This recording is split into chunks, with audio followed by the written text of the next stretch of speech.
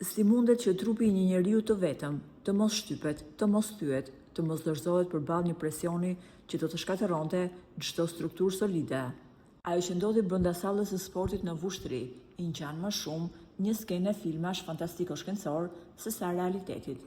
Përballë jurisë së rrep zyrtare të Guinness dhe qindra syve të pranishëm që mbanin frymën në heshtje totale, u tentua diçka që mjekësia dhe shkenca e kanë konsideruar të pamundur. Pyetjet që ngrihen në ajër dhe mbeten ende pa përgjigje logjike janë: nga vjen kjo forcë mbinjerëzore dhe si mundet një mendje e vetme të komandojë muskujt për të mbajtur peshat që i kalojnë edhe kufit e imagjinatës? Në venat e këtij njeriu rrjedh një ndjenje pastër, atë dhe dashurie që u kthye në karburantin e vetëm të kësaj sfide titanike. Bujar Muli nuk hyri në atë arenë për famë personale apo për përfitime monetare. Ai hyri me misionin e qartë për të çuar në majat më të larta të botës emrin e Shqipërisë dhe Kosovës.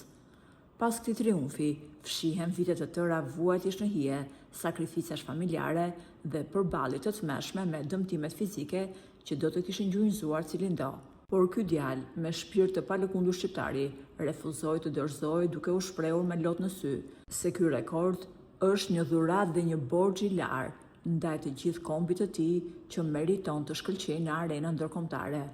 Dhe ja ku vjen shifra që po bën xhiron e globit dhe që po lë pa fjalë ekspertët më të mëdhenj të forcës: 2000 kg, 2 ton peshë absolute të mbajtura mbi trupin e sportistit kosovar, një rekord botror absolut që deri më sot askush në planet nuk kishte guxim as ta imagjinonte e jo më ta realizonte.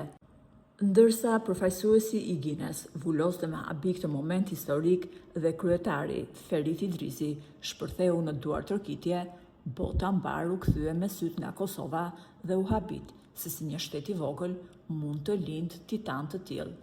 Sot bota mbar po pyet e habitur se ku fshihet sekreti i një populli, ndërsa Bujar Muli lëshon një thirrje të fortë për institucionet.